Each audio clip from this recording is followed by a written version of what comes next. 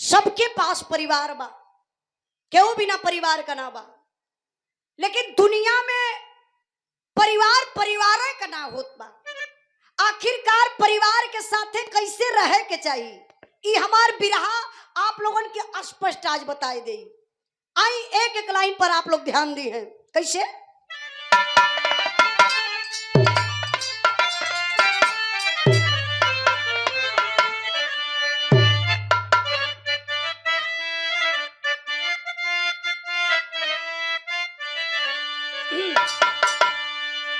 यही धन है लेकर धर्म डूब जाता,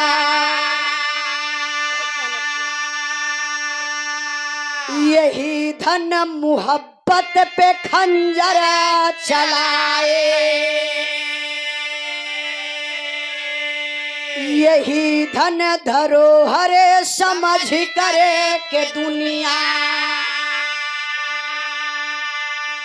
मनुष्यता की देवी को सूली चढ़ाए। खुदा की खुदाई को क्यों छीनते हो, अहम की बहम तुम मिटा करे के देखो। अरे सदा घर उजारे हो नफरत में जाले, जरा घर किसी का बसा करे के देखो।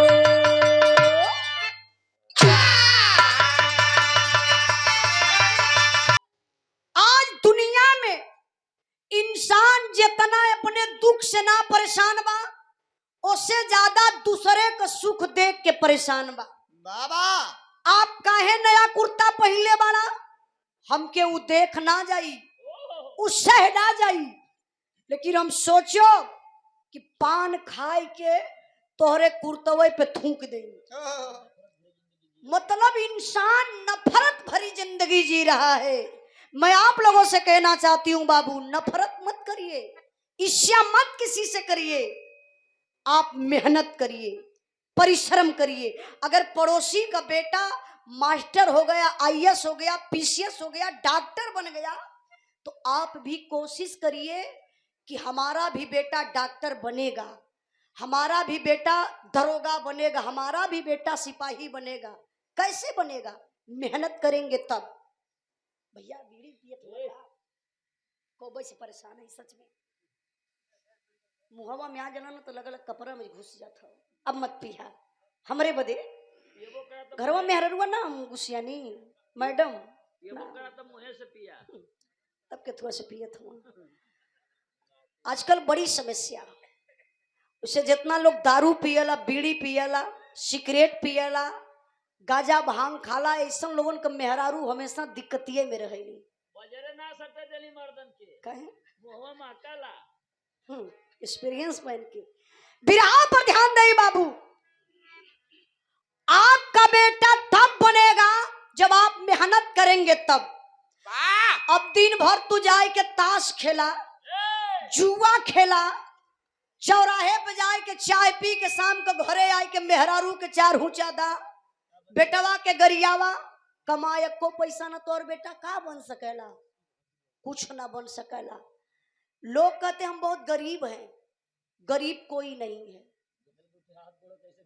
भगवान सबके एक तारे पैदा करेलन, सबके दूगो हाथ, दूगो पैर, दूगो आंख, पूरी शरीर। गरीब वो इंसान है जिसके पास हाथ नहीं है, जिसके पास आंख नहीं है, जिसके पास पैर नहीं है, वो कुछ नहीं कर सकता। लेकिन अगर आपके पास सब कुछ है तो आप गरीब नहीं, दुनिया का सबसे बड़े अमीर आप हैं। कैसे मास्टर साहब? तेरे जहां में लूट गया,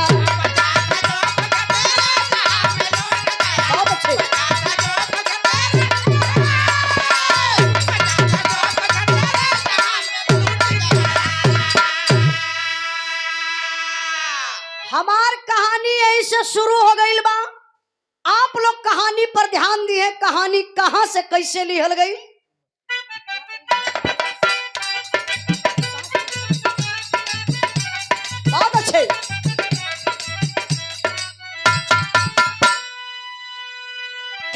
की खुशहाली किसी का जिगर चोट करे, किसी की खुशहाली किसी का जिगर चोट करे, स्वार्थ की भावना मानवता पर विस्फोट भरे।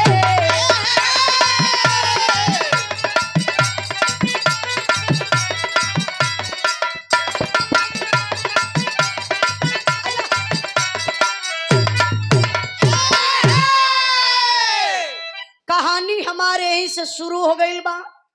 कहानी पर आप लोग ध्यान दी हैं। बिहार प्रांत जहां इस समय बड़ी तूफान मचली है, ओट चोर, ओट चोरी ये कब तक चली? लेकिन अब जनता भी चालाक हो गई बा। जनता थोड़ा से गलती करेले, जानते हैं का भैया? ए पीडीए के परिवार के लोग हैं।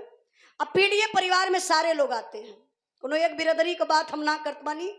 यहाँ सब लोग परेशान बा, चाहे वो अहिर हो चाहे वो अन्य बिरादरी से हो, सारे लोग परेशान इससे हैं। महंगाई चरम सीमा पर बा। अब देखत हई सोना हमके लगत बा कि 1,20,000 के ऊपर जात हो। 1,27,000। सबकर बतावत क्यों ना है? अरे जरा सोचिए, अब गरीब लोगन के लड़की लड़कन का ब्याह शादी कैसे हुई? हिम्मत लोगन का छूटत बा महंगाई देख के। लेकिन आप लोगों की गलती क्या है? बस वह 2,000 रुपया, 5 किलो फ्री का राशन, एक आठ बोतल मिल जाता बस मस्त। उतने में तो लोग बिका जात हुआ। कहीं ना कहीं गरीब भी गलती करेला। अपने भविष्य के बारे में नहीं आप लोग सोच रहे हैं, नहीं अपने आने वाली पीढ़ी के बारे में सोच रहे हैं। खा पी के मस्त उधर मत जाइए मेरे बाबू, थोड़ा से अपने पीढ़ी के बारे में सोचिए। तो ही बिहार की बात कर रही हूँ जहां इस समय तूफान मची हुई है। अब बहुत बड़ी तूफान। बिहार के एक क्षेत्र पड़ेला जहां का नाम बा छपरा जिला। छपरा जिला के पूर्वी तराई के बात बा, जहां के 2 गो भाई रहे वाला, सगे भाई हो। भाई में बड़ी मोहब्बत बा। दोनों भाई का बियाह हो गल बा। बड़के भाई के 3 गो लड़का हो, छोटके भाई के कोनो औलाद ना बा। शादी के 10 साल बीत गल बा। धीरे धीरे समय बीतल। बड़का भाई खेती गृहस्थी का काम करत हो, मतलब किसान हुए आप लोग जैसन। छोटका भाई फौजी जवान, जेकर ड्यूटी लगल बा बैरिकपुर कलकत्ता में। ड्यूटी पर फौजी जवान तैनात है बाबू। एक बार फौजी जवान के छुट्टी मिलल रहल, घरे आइल हुआ रात का बेला बा। उनकर दुल्हनिया गीता सबके खियाए पियाए के जब अपने खाए के पति के रूम में सूते बदे गईलिन, तो देखत हई फौजी सैया सूतल हुआ, नींद में हुआ। देखा भारतीय नारी बा, संस्कार कितना बढ़िया बा। जाय के सूतल फौजी का पैर दबावत है दुल्हनिया, और सुसुक सुसुक के रोवत बा। रात का टाइम, फौजी जवान का नींद टूटल, उठ के चारपाई पर बैठ गलन। घड़ी में देखल 11 बजत हो। कले गीता, रात के 11 बज रहा है और तुम्हारे आंख में आंसू, क्या हुआ? भैया कुछ कहला का कि भौजी कुछ कहली है, या टोला मोहल्ला से कोनो दिक्कत परेशानी बा का? कोनो भी दुख हो तो हमसे बतावा। गीता रो करके बाबू अपने दिल के दर्द को कहती है। अच्छा कहलस कैसे मास्टर साहब?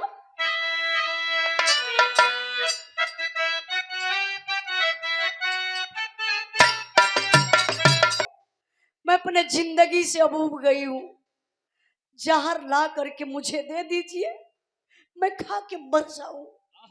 फौजी जवान के जैसे सांप काट ले वही तरीके से बाबू बतिया लग गई।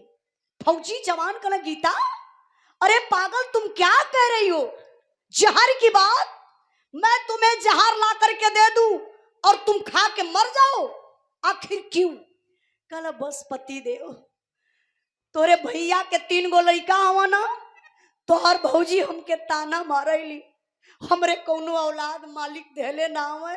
कहली बझनिया जियत का बा, जाए के कहीं जहर माहूर खाए के मर जात, छुट्टी हो जात। हाय हाय हाय। बारे फौजी जवान जब इतनी बात सुन ले बाबू खटिया पर से उठ के खड़ा हो गई, दुल्हनिया के अकबारी में पकड़लन।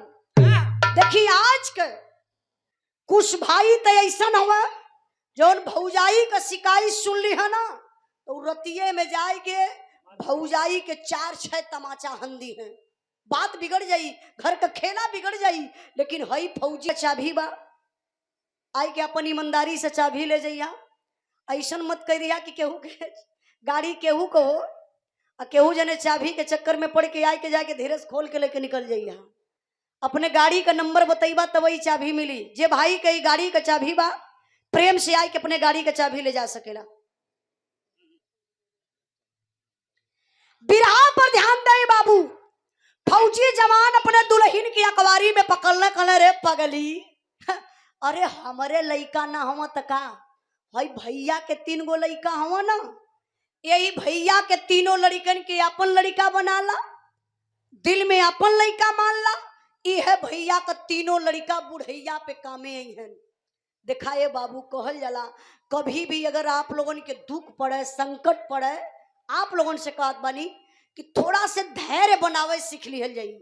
जो इंसान धैर्य बना लिया वो दुनिया को जीत सकता है। अभी दोनों प्राणी संतोष कर रहलन, लगत बा ई मालिक बतिया सुनत रहे हो बाबू। वही यैला में गीता के गर्भ हो गया, गीता गर्भवती हो गई। धीरे धीरे 3 महीना बीतल, फौजी जवान के छुट्टी का डेट पूरा हो गल। अब फौजी जवान अपने ड्यूटी पर चलत हुआ, ऐसे रोड पे गईलन बस का इंतजार करत हुआ। बस के अवय में भाई 5 मिनट का टाइम बा।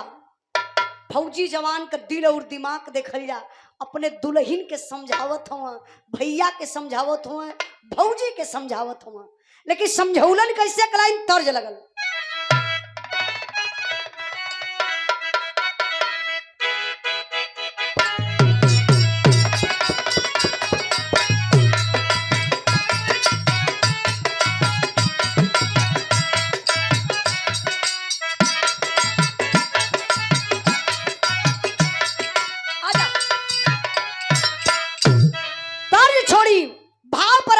नहीं कहना बाका क्या बात है। चाचा बुढ़ाई में बड़ी मेहनत कर देते हो, बड़ा ईमानदार चचा हुआ, यह चाबी लिए के दहला है। अच्छा चाचा सोचले होता ना जाए के कुल में पहले चेक करा ले होता है, धीरे से किक मरता निकल जाता है, कुछ क्यों दूसर पौले हो तू। लेकिन चाचा के बहुत बहुत धन्यवाद देत बनी कि बड़ा ईमानदार व्यक्ति बनी। ये देखी सम्मान की हमारे बड़े भैया सचिन कुमार यादव जी, जो आप जिला पंचायत के प्रत्याशी महोदय, वार्ड नंबर 2 से धनुपुर के धरती से, बड़े ही अच्छे नेक इंसान हमारे भैया हैं, सामाजिक कार्य में लगे रहते हैं। भैया की तरफ से लगातार 100 रुपए का पुरस्कार आपके चरणों में बहुत बहुत प्रणाम। तनी बिरहा पर ध्यान दें, कहना बका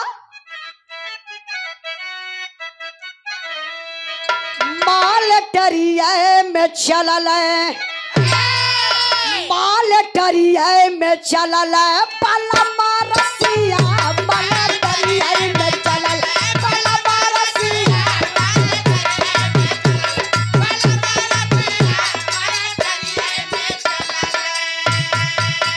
अरे विधि के भरोसे बनैया बोझाइल, नवय महीनवा की नरवा पे आइल।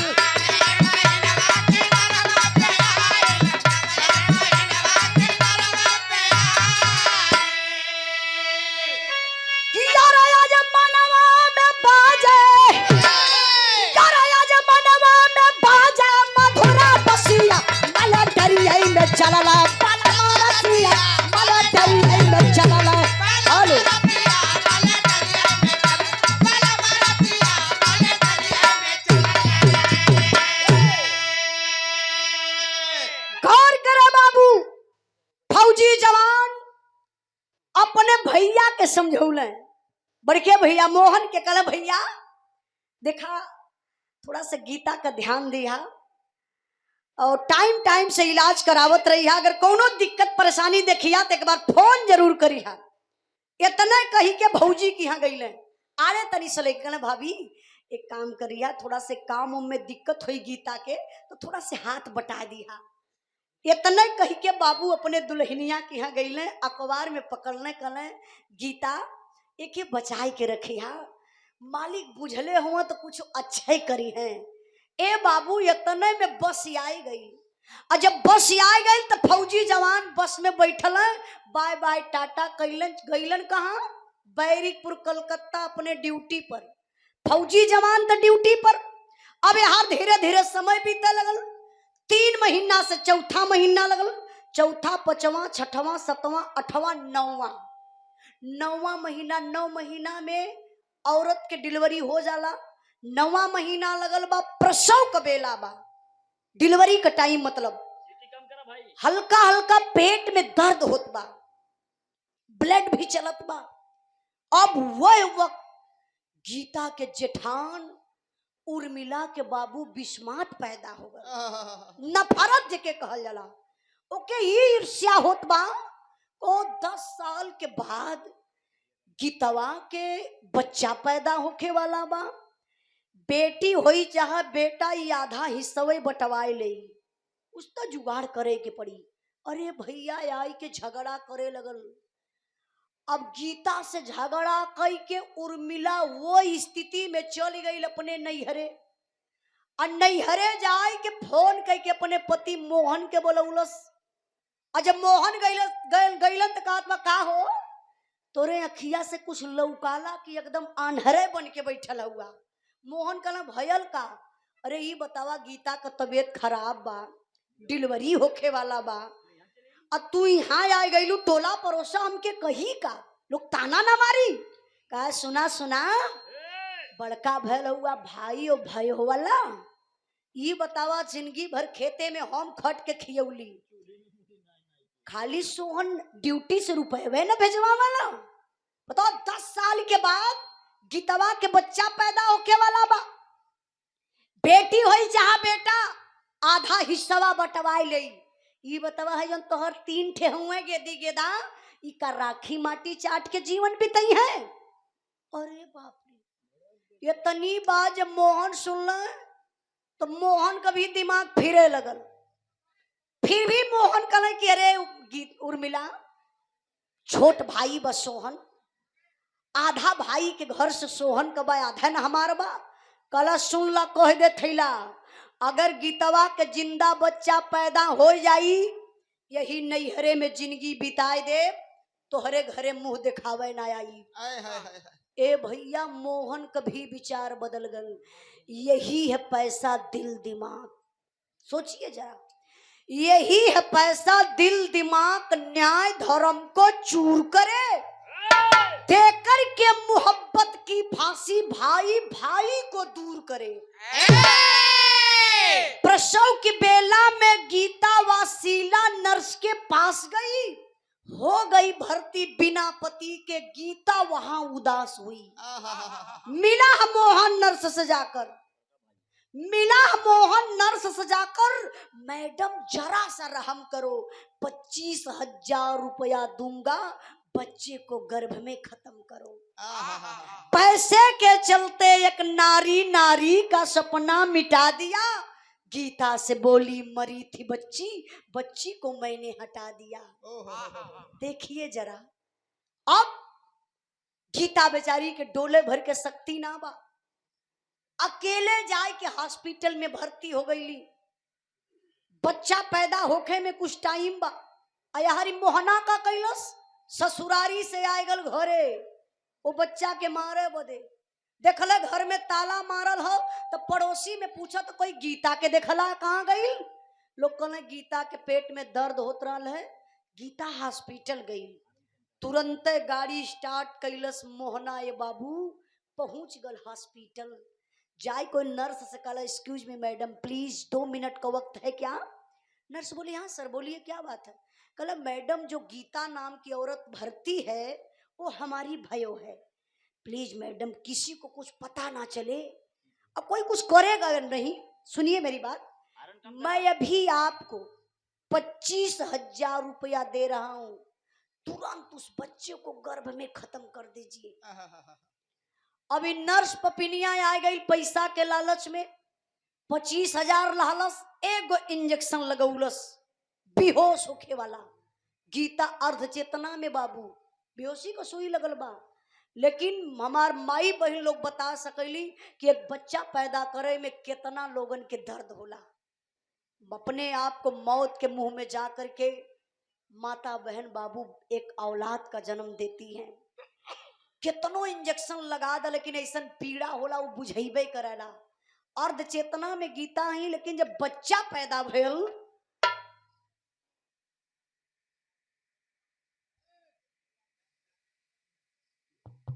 जिंदा बच्चा पैदा हुआ। देखा जौने बचवा के मारे बदे प्लान बनल 25,000 रुपया देहलस मोहना। भगवान का मर्जी, देखा वो बच्चा जिंदा पैदा भयल, बेटा पैदा भयल। लेकिन ये पपिनिया चाल का दहलस नरसवा। जब धीरे धीरे समय बीतल, गीता के होश भयल तो सबके अपने औलाद का शौक होले।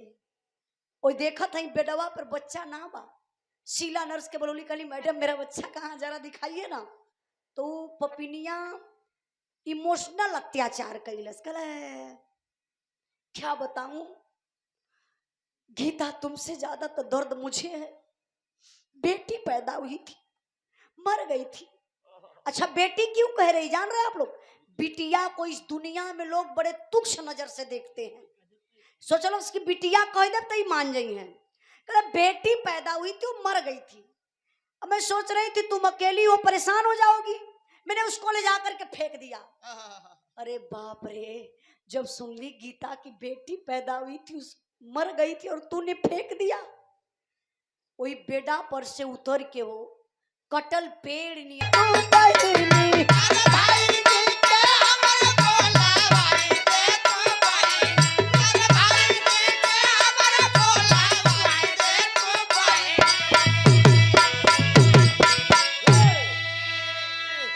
गीता रोने लगी। मैडम मैं कितनी बड़ी अभागन हूं। 10 साल के बाद बेटी पैदा हुई और वो मर गई। मैं अपने बच्ची का चेहरा नहीं देख पाई।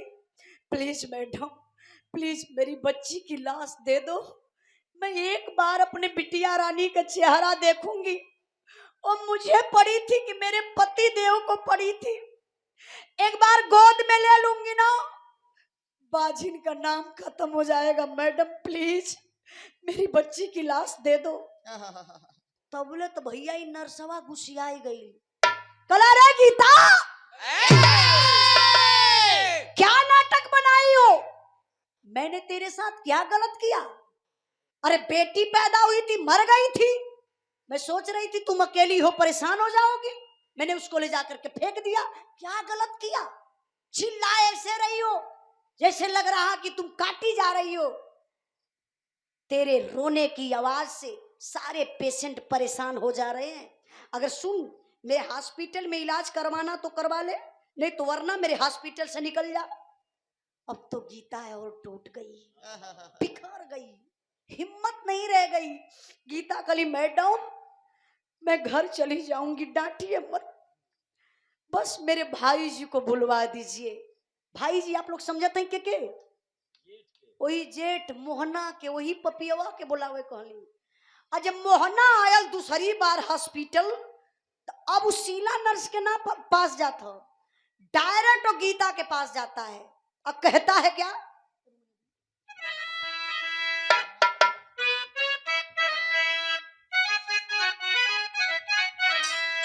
अरे मोरे राम मनवा जहिया पैसा पर बिकी, धर्म इंसाफ वही के सुत जाई कफनवा। अरे कफनवा, अरे कफनवा। रोकर मोहन कहन लगा, रोकर मोहन कहन लगा, गीता मन में करो सबर, मालिक को मंजूर न था, जल्द चलो अब अपने घर। देखा ये कर, कहा था कि गीता क्या किया जाए, जो होना था हो गया। मुझे भी पता चला कि बेटी पैदा हुई थी, मर गई थी। अच्छा मर गई थी तो ये पपियवा के समझ में ही ना हुआ था कि जब मर गई बिटिया तो कल लसिया चाहिए कि ना चाहिए। कहा था क्या कर सकते, चलो चलो घर चलते हैं वापस। अब तो गीता है और टूट गई, अब कुछ नहीं दिखाई दे रहा है। जो सहारा देने वाला था अब वो घर ले जाने के लिए कह रहा, कोई उपाय नहीं लगा रहा है। गीता हाथ जोड़ला निकाली, भाई जी कौन मुहवा लेके घर वहां जाई, आज ले लोग तब बाजिन बाजिन कला है, लेकिन आज के बाद से हमके लोग ताना मारी कहीं पापिन बा, जन्मौलस वही हॉस्पिटल वही में खाए गई। ए भाई जी आप जा, मर बिटिया मर गई तो हम अपन जान पराने ही कहीं दे दे, लेकिन घरे मुंह देखावे ना आई। समझ गल मोहना, भाई बा हमार बात मानेला, एकर बच्चा मर गल, इहो आत्महत्या कई लई। सोहन का फोन आई देता ना तो कहा कि भाई डिलीवरी टाइम इतना पेट में दर्द भल गीता के, जच्चा बच्चा दोनों सथवे खत्म। इहे सोचत मोहन गाड़ी उठौलस और सोचत घरे जात बा। अब गीता बेचारी के डोले भर के शक्ति ना बाहो बाबू, अकेल क्या कर सकती है, सड़क कोई पार गईली, आत्महत्या करे के कोशिश करत हई। एक बार अंदर से दिल झकझोर दलस गीता का, मैं तो अभी मर जाऊंगी, मेरे पति फौजी जवान है, दो मौत कैसे बर्दाश्त करेंगे। आखिरी बात कर लेती हूं अपने पति देव से। गीता फोन लगाती है अपने पति फौजी सैया के पास, सोहन के पास, और सोहन बैरिकपुर कलकत्ता में वो ड्यूटी पर और मेस में भोजन करने के लिए बैठे थे। फोन जा रहा, रिसीव नहीं हुआ। भाई बगल में बोला, अरे देख ना सोहन तेरा फोन कब से बज रहा है। सोहन कहना, अरे यार तो तुम्हारे भाभी का फोन है, लगता है कुछ खुशखबरी है। अच्छा केहू के घरे बच्चा उच्चा का पैदाइश रहे, केहू देश परदेश रहा तो रोज फोनवे पे बात करत रही, छनो छन पे सोची कि कब खुशखबरी मिल जाए।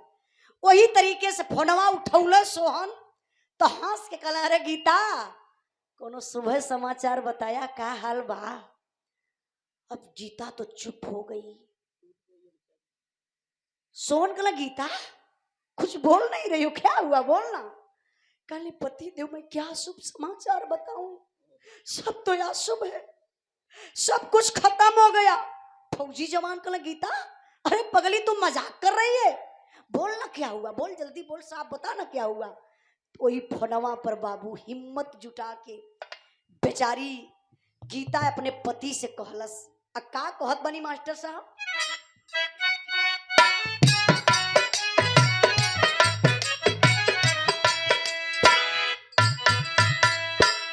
अरे का हम बताई बेटी, का हम सुनाई हो, आवत बाटा तब पहले जियत बानी, जबले ना आवत बाटा तब पहले जियत बानी, दे भाई पारा नावानी सारे हो।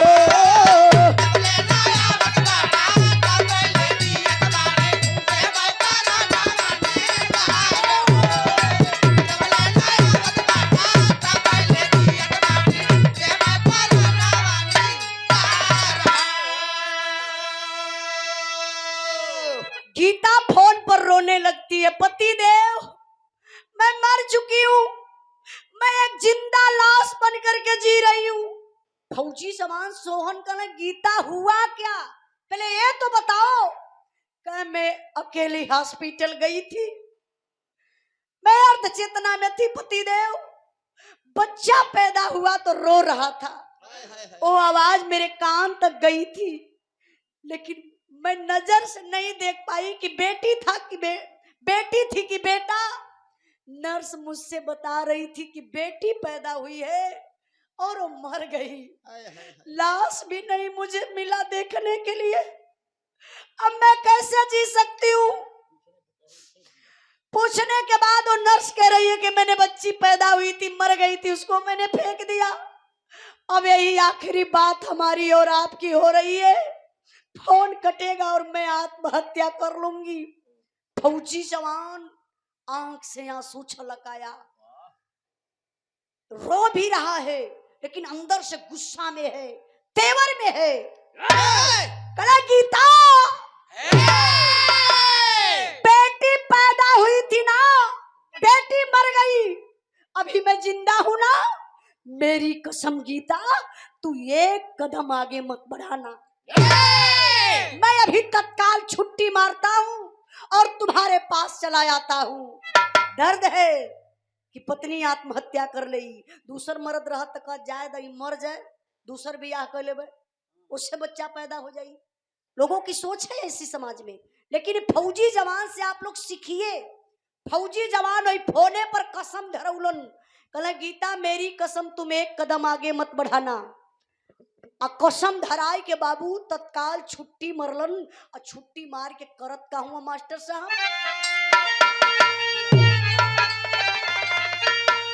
अरे अखिया से असिया बहैया न गोरी, अरे अखिया से असिया बह, समझे कि बेरस भाव है, थोड़ा सा जोश लगला मास्टर साहब। देखा बैठल हो जैसे बुझाता मुर्दा हम इनके जबरी पढ़ावल जाता, जोश में रहा नहीं तो साहब अपने जिलवा से पकड़ा दे, तुझे भर्ती हो जाएगा। हाँ, शासन प्रशासन के आप सजग प्रहरी, आप माननीय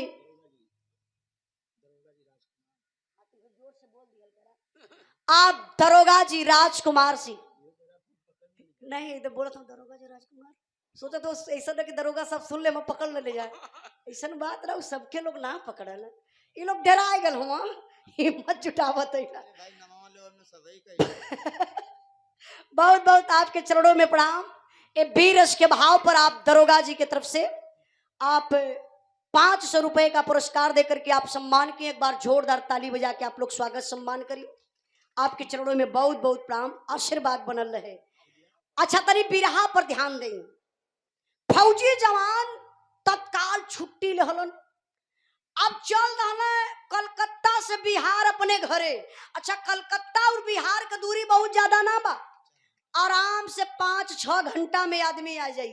कहा सामान कबो कबो जाइला कलकत्ता बिरहा गावे तो अपने गड़िए से चल जाला, अब बाहर जा तब कब आ गईला बिहार में पता न चलाला। लेकिन बिहार से यूपी आवे में तन दिक्कत रहे, इनका सिस्टम ना बन पावेला। अब फौजी जवान आ गईला घरे बिहार, बिहार तैयार, लेकिन एक प्रश्न खड़ा ही होत बा कि फौजी जवान सोहन ना घरे जात हो ना हॉस्पिटल, आखिर गईले कहाँ? ई बिरहा में भाव बा मास्टर साहब।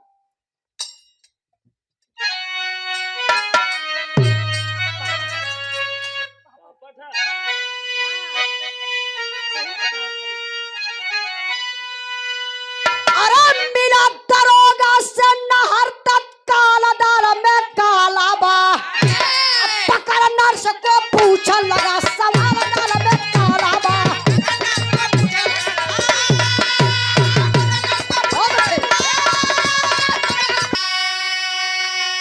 अरे मरावा जिंदा बच्चा, बच्चा माथा मारा था, उसको तूने फेंक दिया, क्या अधिकार तुम्हारा था? अरे उछल नर्स को मारा, बूट संभाला दाल में काला बा, बता दे साली लालच बेल्ट निसार दाल में काला बा।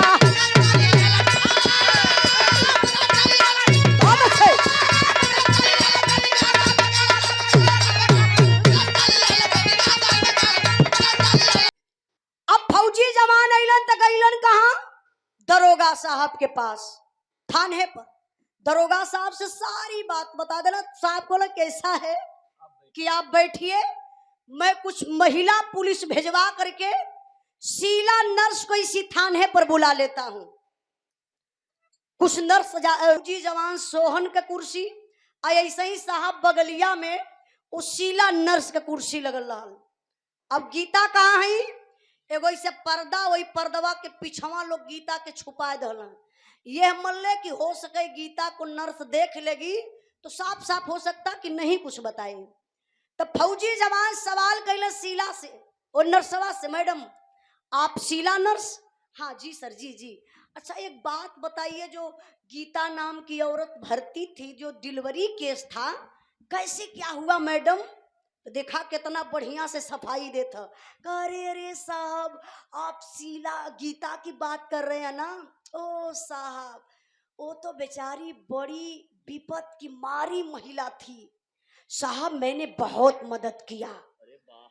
बेटी पैदा हुई थी साहब, मर गई थी, मैंने उसको ले जा करके फेंक दिया। ये समझा था कि हम बहुत उन्नत का काम कर ले, बहुत बड़ा काम, कि बेटी पैदा हुई थी मर गई थी उसको मैंने फेंक दिया, तबले फौजी जवान चढ़ला येड़ा मरलन। कला अरे साली, तो तुम कौन होती हो फेंकने वाली? तुम फेंकोगी कि उसके परिवार को तुम लाश को हवाले करेगी? बोलो जल्दी बोलो, अभी भी टाइम है, वक्त है, अभी तो गनगनाए के हिले लगल। दरोगा साहब समन में बैठल हम, सब तमाशा देखत हो साहब, तबले फौजी जवान बेल्ट निकाल, अब बेल्ट निकाल के मारल 4-6 बेल्ट। आज जब 4-6 बेल्ट लगल और नर्स के, हाँ तो लगनी दवाई का पर्चा बनाओ है। नहीं नहीं सही बताओ, यो वही के साथे में रहो। मेडिकलवा नहीं कराल साहब, ये वहीं बैठते रहल। कंपाउंडर रहलाई। जब फौजी जवान निकाल के बेल्ट मारना 4-6 बेल्ट, तो मेहरारू को जात कितनी हिम्मत रही, गाय नियर कांपे लगल, हथवा से ऊपर कैले कले हे साहब अब यक्को बेल्ट मत मरिए साहब, बहुत चोट लगत बा, एकदम साफ है साहब बता दे वो साहब, कहना जल्दी बताओ तूने कैसे उस बच्चे को कहाँ मारा, क्या किया, जल्दी बताओ क्या हुआ, उस बच्चे के साथ कैसा क्या हुआ बताओ। अब बाबू कहल जला ना, ठेपा लोग कहावत कहाला, पुरनिया दादा लोग कहला कि मार के आगे भूत भागेला। हाथ जोड़ले बा, अब बतावत बा हमरे बिरहा में 4 लाइन बड़ा इंपॉर्टेंट लाइन बा। ई 4 लाइन अगर आप लोग सुन ली है ना, पूरा बिरहावे समझ में आ जाई। बारे हमारे गुरु जी माननीय प्यारे लाल कवि जी पूरे बिरहा का निचोड़ ई 4 लाइन में लिखलन। कैसे?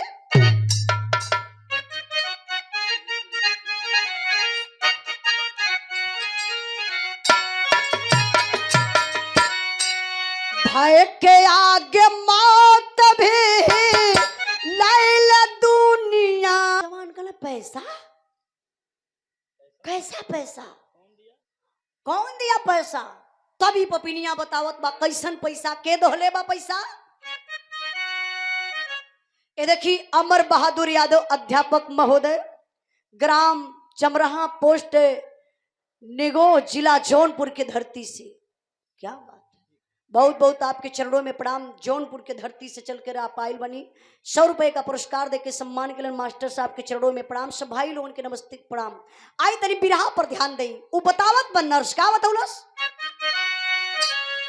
तो हर बड़ा का भैया दिहले हम के रुपया साहब।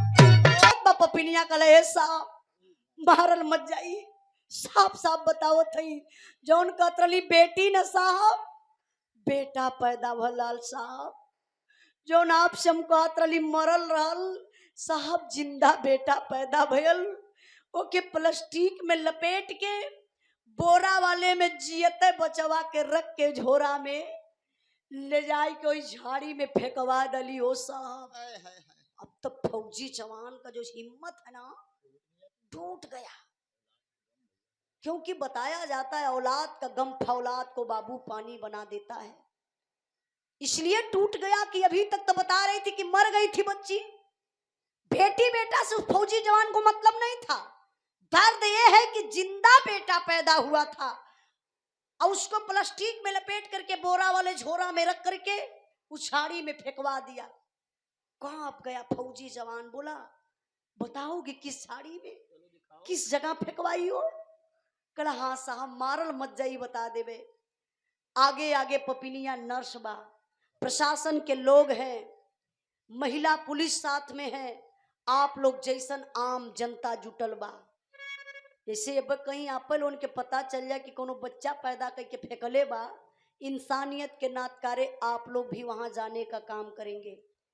बड़ी भीड़ बा, लेकिन गजब हो गए, माई के पता चलल गीता के कि हमारे बचवा के पपिनिया प्लास्टिक में लपेट के बोरा वाले झोरा में रख के झड़िया में फेंकले बा।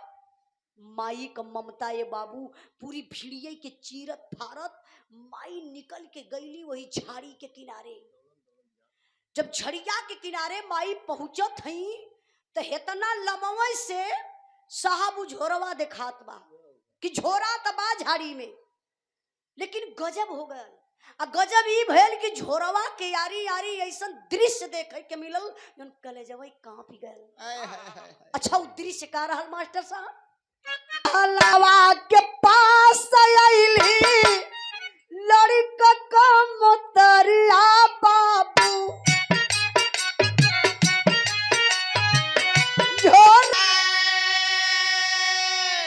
गजब हो गया बाबू। माई देखलस कि झोरा बा, लेकिन वो झोरा के यारी यारी चार गो कुत्ता आपस में गुरजत हुए, खींचा तानी कैले हो। माई देखलस जब कुत्तन के बाबू कलेजा पे हाथ रखल, कले हाय मालिक, आज इंसान इंसान का ना होत बा, हई जानवर हई कुत्ता हमरे लाल के नोच नोच खैले वही, अपने हीरा को हड़ो मांस ना पाइप देखे बदे। लेकिन माँ की ममता है बाबू, नहीं मानती है ममता। वो जानवरों से नहीं डरती है, वो कुत्तों से नहीं डर रही है कि कुत्ता हमें काट लेंगे। दौड़ कर जाती बाबू, झोला को उठा लेती है। झोरा चूटी चूटा मिट्टी, एकदम दृश्य बड़ा खराब बा। तब तक सोहन पहुंच जाते हैं फौजी जवान। झोरवा के जब देखना स्थिति खराब है ना, आंख से आंसू चलने लगा झर झर झर झर। कल गीता बहुत तकलीफ हो रहा, रे इस झोरा को जमीन पर रख दे, अपने नसीब का बच्चा नहीं था, अगर अपने नसीब का रहता ना, ये झाड़ी में नहीं, आज तुम्हारे गोद में किलकारी मारता मेरा बेटा, रख दे जमीन पर रख दे। लेकिन माँ की ममता नहीं मानी बाबू। माई वो झोरवा के खोले लगली। जब झोरवा के खोरली हो बाबू, सही में पपिनिया प्लास्टिक में लपेटले रहल। और जब माई प्लास्टिकिया से निकाल के अपने स्तन तक लगौली हो बाबू, बचवा जिंदा मिलल, जियत रहल बचवा, स्तनपान करे लगल। जरा विचार करिए मालिक क्या आहार दिए थे। 36 घंटा के बाद वो बच्चा जिंदा मिला था। जो भाई बराबर न्यूज देखते होंगे, मैं अपना गुरुजी से सवाल भी एक बार कर ली। आप लोगों को पता होगा गुजरात के भूकंप में साहब 26 दिन के बाद, न्यूज पे दिखा रहा था, 26 दिन के बाद मलबे से निकाली हुई लाश, माई का पूरी शरीर सड़ गई लाल। एक सोनू नाम का लड़की अपने माई को स्तन पियत मिलल रहा। कहीं ना कहीं आज भी धरती पर कुछ तो सच्चाई है। इंसान तो जानवर से भी ज्यादा खराब हो गए। अभी कुछ दिन पहले का बात बताओ थी, फेसबुक पर देखली साहब, आप लोगों के भी धन्यवाद देत बानी कि बहुत आप लोग बहुत मेहनत करीला। कोई बच्चा पैदा करके अब मुंहे में पत्थर ठूस के अब फिपिकोल से चपकाए क्योंकि फेंक दले रन। छोटा बच्चा पैदा करके, मतलब जैसे होता नाजायज औलाद लोग कहते हैं। अब पता नहीं कैसा था, उसको तो हम नहीं बता सकते हैं। लेकिन जब आप लोग जैसे साहब वहां पहुंचे, उस बच्चे के हालात को देखे, तो बच्चा भी जिंदा था। पत्थर को निकाले, हॉस्पिटल पहुंचाए, इलाज चल रहा था। फिर क्या हुआ, फिर मीडिया वाले के सामने आता तो हम लोग जरूर बताते, लेकिन बच्चा वो जिंदा था। तो कहीं ना कहीं आज भी दुनिया में सच्चाई है। सारे लोग इकट्ठा हो गए, और जब सब इकट्ठा हो गए तो बड़के भाई मोहन से छोटके भाई सोहन का सवाल बा। हाथ जोड़ल सोहन,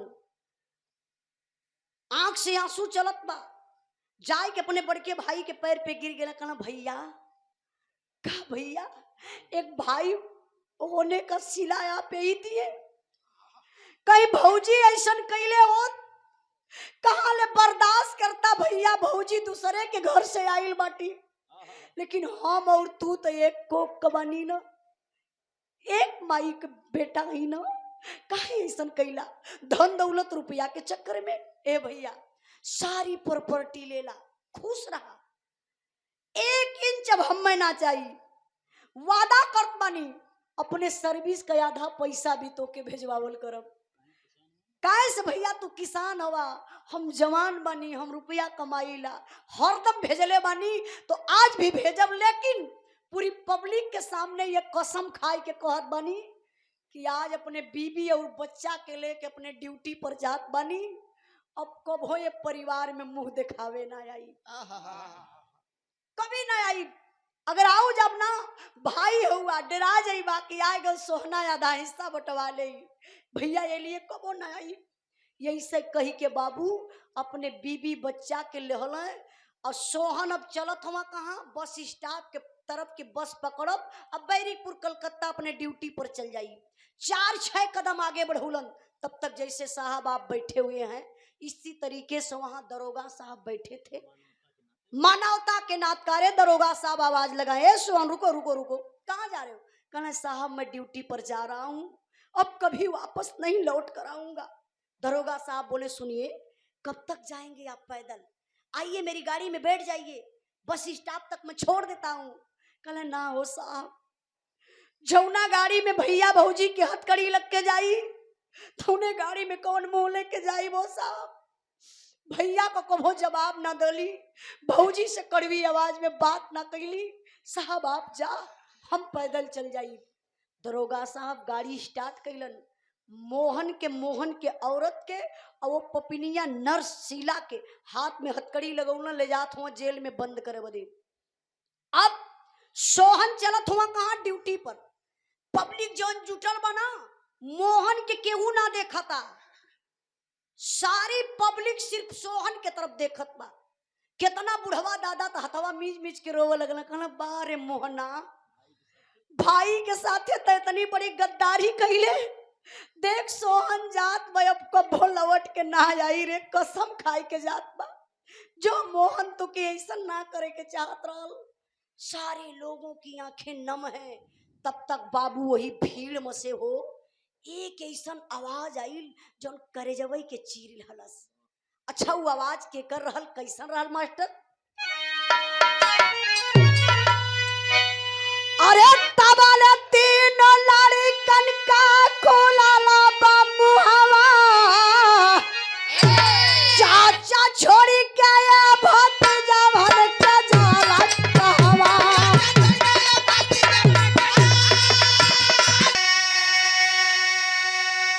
कि बाबूजी के जेलिया में अब पुलिस लेके जाई, हमहन के पढ़ा। आवाज आई चाचा, अरे चाचा, अरे चाचा चाचा चाचा चाचा की आवाज आई। आवाज किसकी थी पता है? पता है बाबू केकर? क्या बात है, बहुत बहुत धन्यवाद। एक का जरा बिरहा जी। आप माननीय शासन प्रशासन के सजग प्रहरी आप राजकुमार दरोगा जी की तरफ से लगातार पुरस्कार, ये 500 रुपए का पुरस्कार, ये बिरहा के भाव पर खुश होकर के सम्मान किए आप। एक बार जोरदार ताली बजा के आप लोग स्वागत सम्मान करिए हमारे तरफ से। साहब के जय हिंद। जहां रही एकदम तहलका मशौले रही, कहां से? आजमगढ़ से हैं। बहुत बहुत धन्यवाद। आई तरी बिरहा पर ध्यान दें। देखी तीनों लड़का मोहन का चाचा चाचा कह के चिल्लात हुए। जब ये आवाज सोहन के कान तक गई, सोहन का कदम में रुक गल, पीछे मुड़ के देखला, अरे भैया का तीनों लड़का चाचा चाचा कह के चिल्लात हुआ। आंख से आंसू फिर निकल आया फौजी जवान को। अपने दुल्हनिया गीता के देखल, अपने गोद में लड़का के देखल, अब भैया के तीनों लड़कन के देख के कहले गीता से, गीता देख रे पगली, मैं तुमसे पहले कह रहा था ना भैया का तीनों लड़का अपन बुढ़ैया पे कामे आयन। देख रे पगली, देख अपना खून बोल रहा है, देख मम्मी पापा को पुलिस ले गई, तीनों बच्चों को गम नहीं है, वो दर्द नहीं है, लेकिन हमारे लिए और तुम्हारे लिए देख देख तीनों बच्चे रो रहे हैं। सुनना, अब गीता तुम्हारे पास एक बेटा नहीं 4 बेटा हो गए। 4 बेटा कौन? 3 मोहन का लड़का, 1 सोहन का लड़का। चारों लड़कन के लेके फौजी जवान ड्यूटी पर गईलन, वही जा एडमिशन करौलन। मतलब लड़का जब सयान भइले, पढ़ा लिखा के तैयार कैले और नंबर आ गल शादी का, शादी भी सोहने चारों लड़कन का कैलन। अब नंबर का आयल बंटवारा कर। एक कहावत लोग कहला ना, कुचवा पर से देखा और घर घर एक लेखा। बंटवारा हर घर में बा, वैसे बंटवारा होखे के चाहिए। हम कहिला बंटवारा से विकास होला, लेकिन बंटवारा रुपया पैसा धन दौलत का हो, भाईचारा का बंटवारा ना हो, मोहब्बत से बंटवारा कहला ना। 4 भाई हुआ 5 भाई हुआ, जितना जितना हुआ था हंस के, भाई तू ले ले, है हम ले ले, है तू ले ला हम ले ले, हंस के बंटवारा कहला, भाईचारा बनल रही। जानते आप 20 बीघा खेत रहल, 20 बीघा में सोहन का 10 बीघा, 10 बीघा मोहन का। नियम का बंटवारा ही होता कि 10 बीघा सोहन का लड़का के ले, 10 बीघा में से मोहन का तीनों लड़का ली हैं। लेकिन ना, बारे फौजी जवान, मैं सलाम करती हूँ, प्रणाम करती हूँ ऐसे फौजी जवान को, ऐसी सोच के लोगों को। वो चरहू लड़कन के नाए 5-5 बीघा बाबू सोहन करते हैं, बराबर हिस्सा देते हैं। भाई हो तो ऐसा सोहन जैसा। अब मोहना जैसा अगर पैदा भी गलती से हो जा, हाँ तो जन्मते मर जा सरवा ठीक है। बोली है तगिए बोली है, सही है कथो के जन्मते मर जा कि समाज में प्रदूषण ना फैला पावे, नहीं तो ऐसा सब करी समाज कहाँ जाई। आपसे बताओ बनी, दुनिया में मालिक भाई देते हैं विपत्ति बांटने के लिए, ना कि संपत्ति बांटने के लिए। केहू के भाई सिल पहना कम करी। आज तक आप लोग देखले बानी, जे जे मरल हो, चाहे अमीर मरल हो, चाहे गरीब मरल हो, चाहे चोर मरल हो, चाहे बदमाश मरल हो, केहू के कफन में जेब ना रहल कि सारी प्रॉपर्टी में भरलस और लेके चल गल। कुल तो यही रह जाला, मुअले के बाद मिलेला का, खाली गाड़ी मिलेले। एक बात और कहब आप लोगों से, ये बात आप लोग पूरे बिरहा पर ही बात भारी बा, अपने दिल दिमाग में रखल जाई कि उजाला ये बात कहले ही तो इससे हमान के बचे के बा। दुनिया में सब कुछ कैली हा, लेकिन अपने भाई का हिस्सा हड़प के अपने बेटवा के कब्बो जिंदगी में मत बनई हा।